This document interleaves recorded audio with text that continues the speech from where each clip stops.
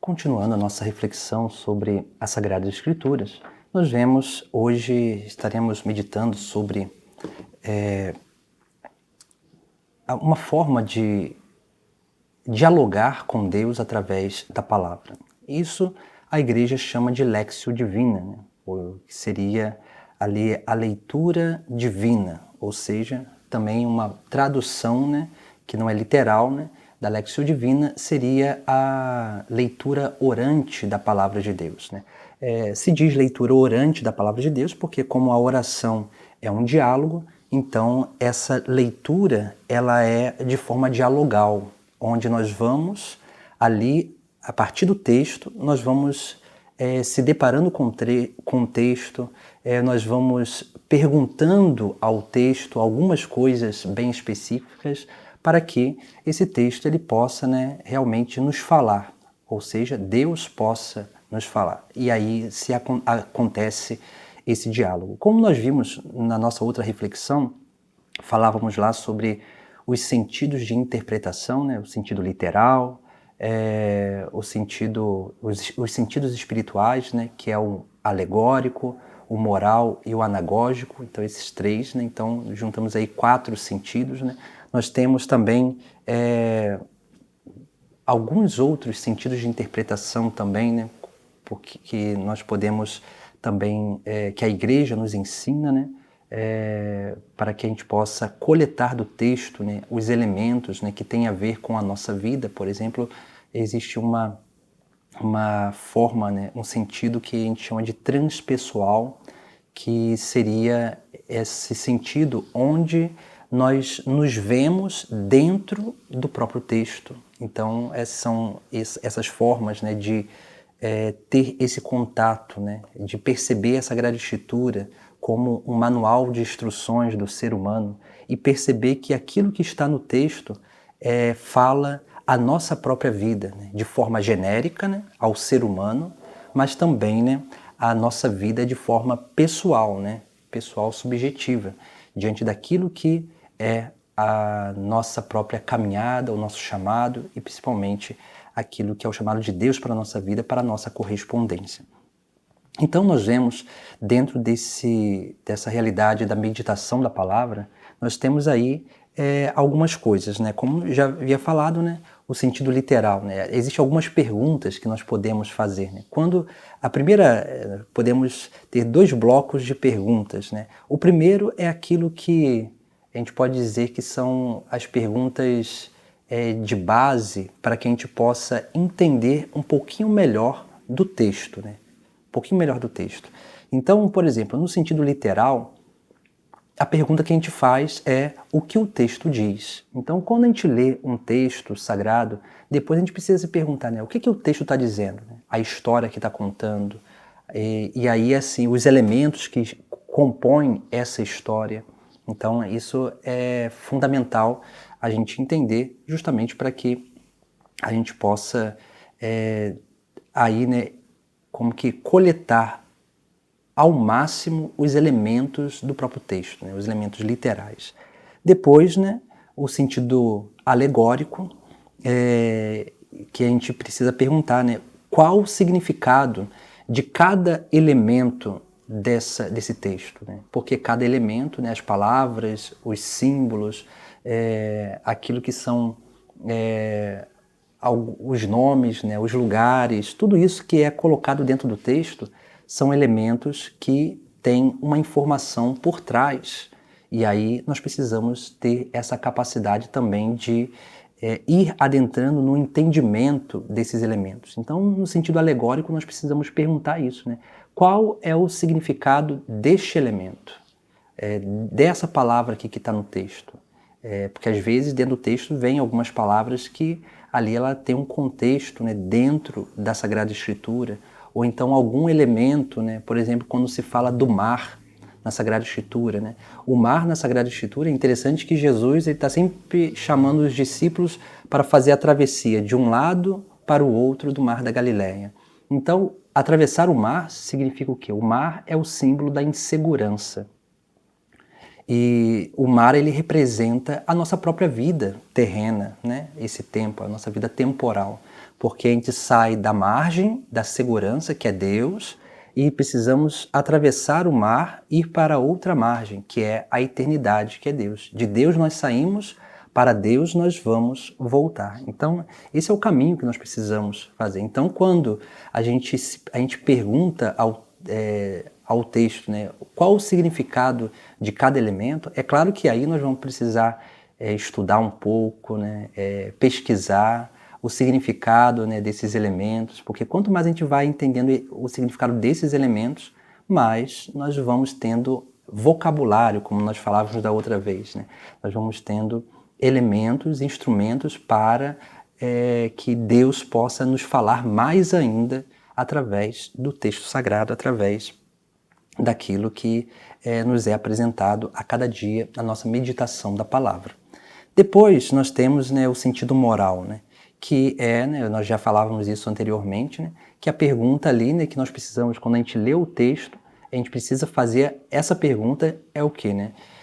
O que aquele texto, o que aquela palavra está me indicando a fazer, né? Ela está me impelindo, ela está me motivando a fazer o quê? Então essa é uma pergunta também fundamental para que a gente possa sair da nossa meditação da palavra com propósitos concretos, propósitos práticos, né, para a nossa vida. E depois o sentido anagógico, né, que é aquele que nós falávamos sobre o sentido eterno, né, que é aquilo que a meta é eterna, aquilo que nós buscamos, né. Então nós vemos justamente aí essa realidade, onde nós precisamos ter, né, em vista esse fim último para a nossa vida, onde a gente vai percebendo na nossa vida aquilo que nos atrapalha para alcançar esse fim último, né? Então, são perguntas, né, que a gente vai fazendo. E nós temos também uma última pergunta, que aí é aquele sentido de atualização, que é a palavra, ela é viva, né? Então a palavra, ela tem uma resposta para o nosso hoje. E aí nós temos, né, esse sentido de atualização da palavra na nossa vida, que aí nós fazemos a pergunta, né, o que o texto me diz hoje? Então isso é essencial para que a gente possa também, né, se tornar dócil a essa, a gente pode dizer, né, a essa palavra que nos fala, né, Deus que nos fala. Então nós vemos justamente isso, né? E aí, para que a gente possa viver e entender bem como que se dá essa atualização da palavra, nós precisamos também compreender uma coisa bem interessante, né? Deus, ele fala, quando Deus, a palavra, ela nos fala, né? Deus nos fala através da palavra, principalmente, né, no nosso presente, né? Mas para isso, o que acontece, né? Deus, ele usa de tudo para nos falar. Então, existem algumas coisas, né, que a gente precisa ter consciência, né? Porque Deus, ele usa dessas circunstâncias temporais para nos falar, para nos indicar um caminho, né? Então nós vemos ali, né, por exemplo, nós temos algumas outras perguntas, né? E aí nós temos a primeira pergunta, que seria o segundo bloco de perguntas, né? Que aí nos faz aprofundar mais o nosso contato com Deus, né? O nosso diálogo com Deus. Então a primeira pergunta, que é a mesma da interpretação literal, assim, o que a palavra me diz? Então, ali, né, a história ou algum ensinamento que está ali dentro daquele texto que a gente está meditando.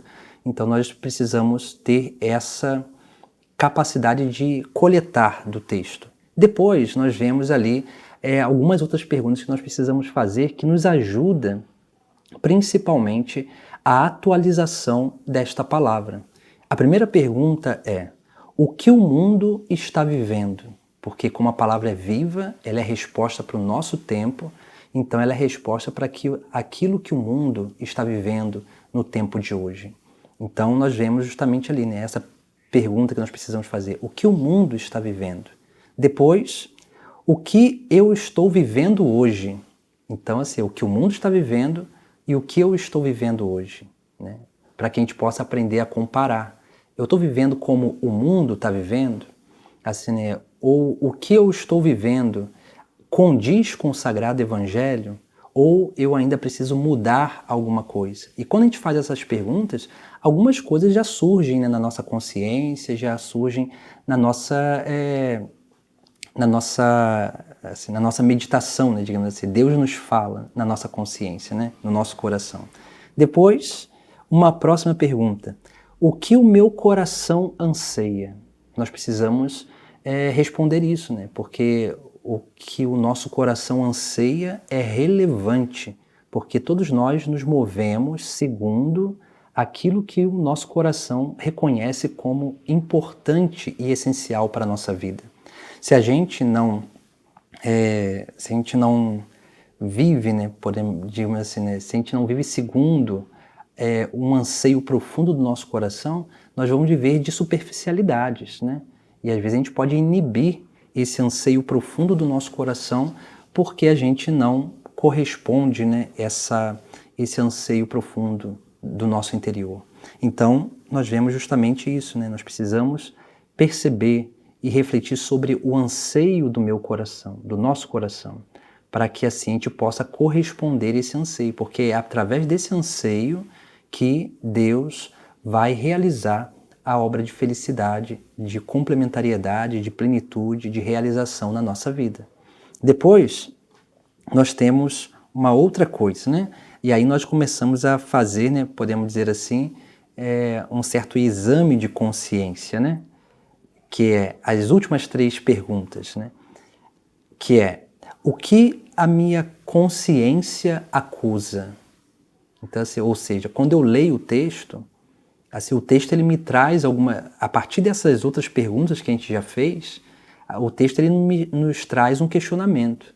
Então a nossa consciência nos acusa sobre uma coisa que nós não estamos vivendo bem, ou que precisamos melhorar, ou que nós precisamos nos libertar, ou também, né, que a gente precisa melhorar, né, diante da nossa experiência, né, ali de vida, ou alguma coisa que nós precisamos romper e abandonar para que a gente possa viver mais para Deus. Então a nossa consciência ela acusa alguma coisa, então nós precisamos corresponder, né, essa acusação da consciência, que é o próprio Espírito Santo em nós que toca a nossa consciência para a nossa conversão, né? Então isso acontece na nossa vida. Depois, nós temos aí, né, a penúltima pergunta. O que os outros esperam de mim? Então, olha só, né? É claro que aqui nós precisamos ter esse cuidado, porque aqui não quer dizer que eu tenho que viver segundo a cabeça dos outros. Não é isso. Mas nós precisamos entender que nós temos responsabilidades para com o nosso próximo. Então, tendo responsabilidade para com o nosso próximo, nós precisamos entender que nós somos corresponsáveis pela salvação dos outros. Então, as pessoas esperam de nós, esperam algumas coisas de nós, né?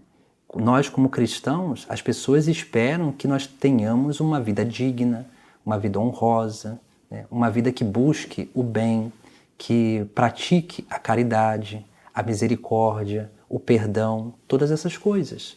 Então nós precisamos ter essa consciência na nossa vida. Senão, nós começaremos a viver de uma forma muito egocêntrica, individualista, egoísta, narcisista, ou a gente pode botar muitas outras coisas aí. E não vamos aprender a viver em comunidade, porque a vida cristã é uma vida de comunidade, né? Por isso que Jesus Cristo quis a igreja, né? Depois nós temos a última pergunta, que aí, além de perguntar o que os outros esperam de mim, nós precisamos nos perguntar também o que Deus espera de mim. E aí aqui nós temos o que? O chamado vocacional, o chamado à santidade, o chamado vocacional, ou então alguma correspondência, algo que Deus está pedindo que nós precisamos dar o passo de correspondência. Então são coisas que são fundamentais para a nossa vida, para que a gente possa, a partir da palavra, colher esses ensinamentos fundamentais para a nossa vida e assim corresponder mais e melhor ainda à vontade de Deus, que se faz, se realiza e, é claro, né, se manifesta através da palavra da Sagrada Escritura. Então, essas são alguns instrumentos que nós podemos usar para a nossa meditação da palavra. Então é importante, né, nós fazermos essas perguntas. Depois vale a pena cada um de vocês anotar, né? Eu tenho, né, por exemplo, na minha Sagrada Escritura, né, na primeira página ali, eu anotei todas essas perguntas, né, todas essas coisas. Por quê? Porque isso aqui é uma forma de que, quando eu vou meditar a palavra, eu tenho aquelas perguntas, para não esquecer, eu tenho aquelas perguntas ali que me ajudam a dirigir, né, a minha meditação da palavra. É claro que hoje pouco visito isso, porque essas coisas, de tanto fazer, já está impressa, né, na minha memória. Então, assim, quando eu pego um texto sagrado, essas perguntas elas já vêm ali, né, de forma muito automática, e eu vou indo pegando e coletando do texto aquilo que Deus quer me dizer, né? Deus quer falar, né? E ali, é claro, através depois da oração, através de uma contemplação, ali Deus ele vai falando e vai mostrando, né, o caminho a ser seguido. Então, essas perguntas elas nos ajudam justamente a isso, né? Nos ajudam a ter essa capacidade de docilidade para escutar a voz de Deus na nossa vida. Então, que a gente possa, né, aí aprender, né, fazer uma boa meditação da palavra e usar essas perguntas. É claro, de repente a gente pode exercitar usando todas as perguntas, né, de repente num texto, pegar um texto e começar a fazer perguntas, né, sobre aquele texto, né. Não vou fazer isso aqui agora para o vídeo não ficar extenso, mas é um exercício que nós podemos fazer na nossa casa. E depois, né, é claro, né, de repente, num dia ou em outro, né, a gente pegar uma ou duas perguntas dessas e ir, né, fazendo essas perguntas ao texto, e ali, né, nós vamos vendo e tendo esse diálogo com Deus, né? Deus ele dialoga conosco na simplicidade, né? A gente não vai escutar coisas, né? A gente não vai ver coisas, não. Deus ele é simples.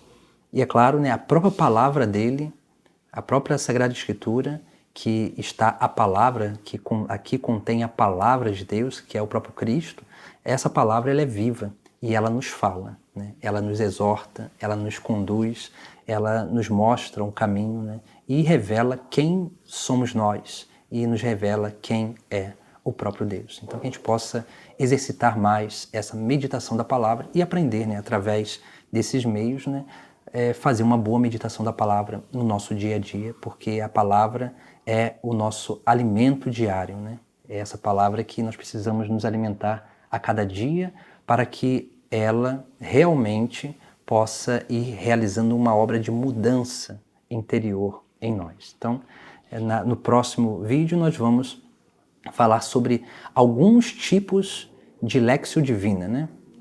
Daquele mais tradicional para algumas outras formas de Lectio Divina que podem nos ajudar, porque é sempre muito importante a gente exercitar várias formas para que a gente possa ver qual melhor nós nos adequamos, né? Porque nem todo mundo vai ter a mesma forma, o mesmo método, né? Aqui nós estamos dando instrumentos, né? Mas nem todo mundo vai ter a mesma forma, o mesmo método. Mas é importante que a gente conheça métodos para que a gente possa exercitar esses métodos através, né, da nossa meditação diária. E aí, conhecendo e exercitando esses métodos, a gente vai ali, né, vendo qual nós mais nos adequamos, qual melhor nos proporciona esse contato, esse diálogo mais profundo com Deus.